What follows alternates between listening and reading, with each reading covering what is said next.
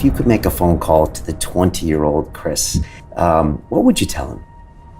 I think what might have been worthwhile to explain to myself at 20 is to recognize that every single person you meet is struggling.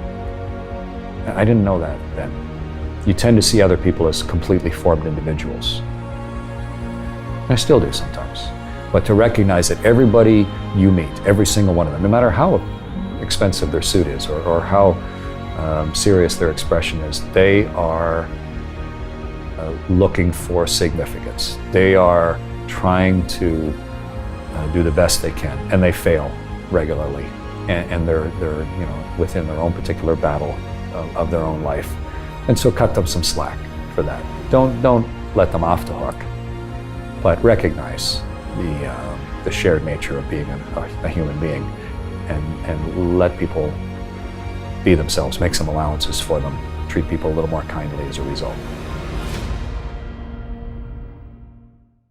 And so you take these pictures, and now you pull the little chip out of the camera, and put it in your zippered up pocket so it doesn't float away.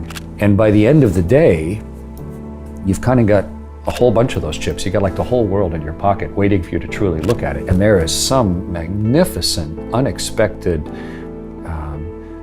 intimate view of the world. And now what do you do with that? And the beauty now of the space station and social media is that I could just go and honestly write what I was thinking and hit send, and then just turn it loose to anybody who might also be curious about the world. And it was delightful to see the reaction, to see how many people, millions by the time we landed, who were also delighting in what that technological invention allows us to see about ourselves. Hopefully we're all students of the human condition, whether we mean to be or not. And as we get a little older, we gain a little perspective. I think what we're truly getting at is a collective understanding of where we are and what it means. And the where we are is the part that we can share the best. What it means is an individual choice. But the more people you meet, the more you understand what battles people are fighting, the more you see the commonality of the human experience itself. But then the real question, of course, is if you do feel that maybe something has enlightened you a little bit, or if you've had a thought that most people have not, do you just have a secret smile, or do you try and maybe share it with someone you love, or write it down, or take a picture? And I think shared understanding is what empowers us more than anything. To try and actually see the world in its totality, it's virtually impossible. Maybe we can see a documentary program, or we can read a travel book, or we can look at a coffee table book, or we'll get on an airplane and go somewhere else, and you start to piece together some of the threads of the fabric that is our actual planet. But I've been lucky enough to take sort of the best of our transportation technology that we've ever invented, and to get on board a ship and go around the world in 92 minutes, to go around the world 100 times, and then 1,000 times. And not just going around the world, but around the world 16 times a day where it turns underneath you. So every circumnavigation is like another voyage of discovery. And the angle between you and the sun and the world, because of your speed, is constantly changing. And the seasons are changing. I went from one side of the sun to the other, right across the solar system while I was on the space station, right around it. So you saw winter and summer swap ends on the world. And so each time around, you see the world slightly more for what it is, more clearly. And somewhere along the way, in one of those thousands of orbits, I think you fundamentally, I don't know if it's shift or deepen or both, but you start to see the world as what it actually is. I feel hugely privileged to, without anybody telling me what to think, and without any filters in the way, to actually have seen the whole world over and over and over again until it seeped into me permanently. And it doesn't necessarily give me any outlandish insight or any outlandish imperative to change the world, but I think it does give me a perspective that I feel compelled to try and share, to try and let as many other people. I was there on behalf of a lot of people. You know, it took a lot of lucre to build that rocket ship and accelerate my body to 8 kilometers a second and let me stay there.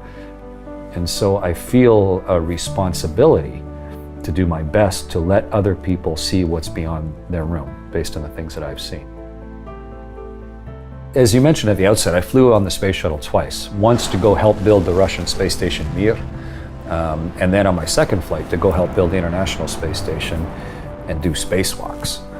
But on my third flight, you know, this wasn't just a week or two on board the space shuttle. This was launch as the pilot or the board engineer of the Soyuz, and then stay in space for almost half a year. And it's not to belittle those initial shuttle flights. They were magnificent and hugely instructive to me. But I count myself hugely lucky to, at the end of all that, to have had a chance to go live off the planet for 5 months, to be asked to command the spaceship. So that level of seriousness and responsibility, but also just the richness of what comes along with that experience itself. You can read about a spacewalk or watch a movie of a spacewalk and you sort of get a sense of it. And then when you're on board a spaceship and you're floating weightless by the window, especially we have one bulging window, the cupola, so you can almost freely look around in 180 degrees, you get some sense of where you actually are. But the day that you, for real, are going to be on the other side of that window and you're going to assume the danger of it, you're going to build this spacesuit around your body and then go into a tiny bit of the ship and close a hatch behind you. You're going to become a torpedo and then take all the air out of that little part you're in and then open up the hatch and now actually physically pull yourself on the outside of the ship. That's entirely different. Spent my whole life visualizing it, dreaming about it, talking to guys who've done it, and then training in virtual reality, training underwater. But suddenly, the part of your body that's in the sun is plus 150 Celsius, and you feel the searing heat of that. And the part of you that's in the shade is minus 140 Celsius. And so when your legs touch the fabric of the inflated suit, it's like growing up on a farm with super cold metal on a stovepipe, and you don't want to let it touch your skin because it's so searingly cold. And you feel the environment that you're in, and the world is silently, you can see an entire face of the whole planet right across a continent, and it's right there beside you, and it's silently turning, and the whole universe is right here, and you're in the middle holding on with one hand. It's extremely visceral and physical and personal and intimate to be in the world that way. I've been hugely lucky, and I think we collectively are more liable to make good decisions for ourselves and for where we live, the more clearly we can see the whole thing as one place. And you started posting these pictures on a whim, really, taking these beautiful photographs from up in space because you see so many. Well, picture what it's like. You're there with a camera and you're going around the world and you float over to the window and you say, I'm not even going to take a picture today. I just want to look at the world.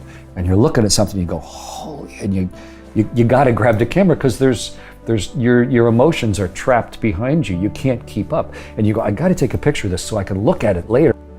Responsibility that comes with being trusted with being an astronaut, I think. It's been delightful to see the effect of it. I mean, I took, I think, 45,000 pictures over my 3 space flights. And after a year I got back from landing, I was like, what are we going to do with all those photos? I mean, do we just let them sit in a file? I thought, why don't we take the best and put them in a book and then put why each picture meant something to me. This is just a sharing of the experience and let people then maybe see the world for what it truly is. Or at least a slightly clearer view or a more complete perspective-rich view of the world. And then, just like me as a 9-year-old boy, maybe they will then be a slightly different person with their choices.